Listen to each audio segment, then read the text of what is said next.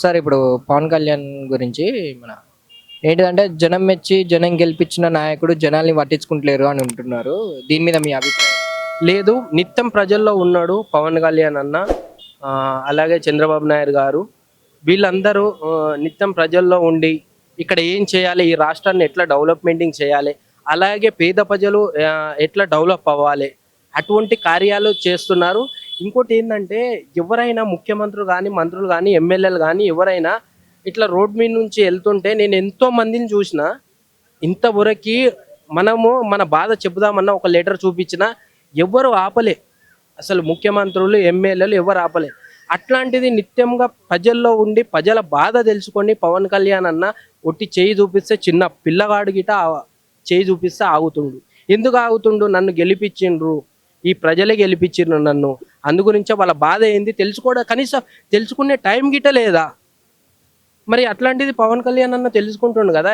ఎవరు చూపించినా అసలు ముసలోళ్ళు కానీ యూత్ కానీ చిన్న పిల్లగాడి గిట చేయి చూపించినా ఆగుతుండు. ఆగి వాళ్ళ వాళ్ళ బాధ అయితే ఏదుందో ఆ వినే ఓపు గిట ఏ ప్రభుత్వానికి లేకుండా, అట్లాంటిది పవన్ కళ్యాణ్ అన్న నిజంగా అట్లాంటి నాయకుడు ఉండాలి. వాళ్ళ బాధ తెలుసుకోవడానికి చెయ్యి చూపించే ఆయన ఆగి ఆయన కాన్వేని ఎంతమంది అయితే ఉన్నారో అంత స్పీడ్లో వెళ్తున్నా గిట ఆపి మరి వాళ్ళ బాధ తెలుసుకున్న అట్లాంటి నాయకుడు కావాలి కదా మనకి. అసలు గెలిచిన తర్వాత గెలవక ముందుకు ఏమో మేము ఇంటి దగ్గరకు వచ్చి కాలు మొక్కుతాం, పాదయాత్ర చేస్తాము. కానీ గెలిచిన తర్వాత అయిపోయిన తర్వాత వెళ్ళి ఇంట్లో కూర్చొని ఇక మాకు వచ్చిన రాకపోయినా నీ సంపాదన సంపాదించుకొని వెళ్ళిపోయి అప్పుల్లో తోసి రాష్ట్రాన్ని ఇంకా సాలు మాకు అని వెళ్ళిపోయే వాళ్ళు చాలామంది ఉన్నారు. కానీ పవన్ కళ్యాణ్ అన్న నిజంగా ప్రజల్లో నుంచి వచ్చి ప్రజల వ్యక్తి ఆయన, అసలు గొప్ప మనిషి. అసలు చేయి చూపిస్తే ఆపడం గొప్ప విషయం అది. అసలు ఏ రాజకీయ నాయకుడు గిట్ట ఇంతవరకు ఆపలేదు. అట్లాంటిది పవన్ కళ్యాణ్ అన్న ఆపి వాళ్ళ బాధ వినే ఓపు గిట్ట లేదా? ఓకే, అయితే మన పవన్ కళ్యాణ్ గారు యూత్ ఇప్పుడు రేపటి భవిష్యత్తు యువతే కదా. అవును, వాళ్ళకి స్టడీ పరంగా కానీ ఏం చేయట్లేదు అని ఇప్పుడు ప్రజలందరూ అదే అనుకుంటున్నారు. మరి దాని మీద ఏమంటారు? అంటే అంతకుముందు జగన్ గారు స్టడీకి చాలా బాగా సపోర్ట్ చేశారు కదా. ఇప్పుడు పవన్ కళ్యాణ్ గారు పట్టించుకోవట్లేదు అని చెప్పి అంటున్నారు. పట్టించుకుంటారమ్మా, ఎందుకు పట్టించుకుంటలేరు?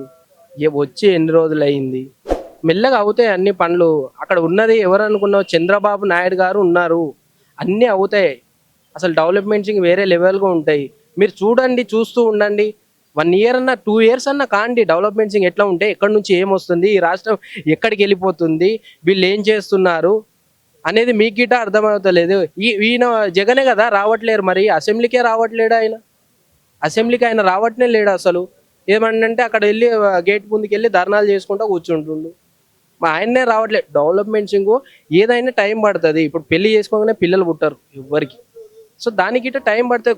2 years ఏమన్నా టైం ఇస్తే మెల్లిగా ఇప్పుడే వెళ్ళిండ్రు, అక్కడికి వెళ్ళి అన్నీ తీసుకొని వచ్చిండ్రు. డెవలప్మెంట్స్ ఏం చేయాలి, ఏంది ఇక్కడ ఏం జరుగుతుంది అని పేద ప్రజల బాధ ఎట్లా తీరవాలని వాళ్ళు ఉన్నారు. తీరుస్తారు, టైం పడుతుంది. మీకు అప్పుడే ఇదైపోయిందా? అధికారం కోల్పోయినా అన్న బాధతో ధీమాలనే ఉన్నారు తప్పితే ఏమి ఇవ్వట్లేరు. మీరేం చేసిందని మీరు ఏం చేయలేదు కదా. చేసేటచ్చు ఒక్క ఉద్యోగం పరంగా చేసిండు.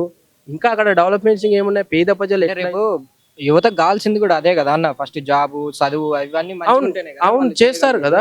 మీరు టైం ఇస్తే చేస్తారు కదా. ఇప్పటికే 6 నెలలు అయింది కదా, ఏం చేయట్లేదు అంటున్నారు కదా. మరి చేస్తారు, కొద్దిగా టైం 2 years పట్టొచ్చేమో చేస్తారు. 1 year అన్నా కాలేదు, 6 నెలలు అయిపోగానే మీరు అంటే అన్నం ఉడికిందో లేదో అని ఒక్క మెతుకు పట్టుకుంటే సరిపోద్ది కదా. ఇప్పుడు ఇంతకాలం అయింది చేయట్లే అంటున్నారు.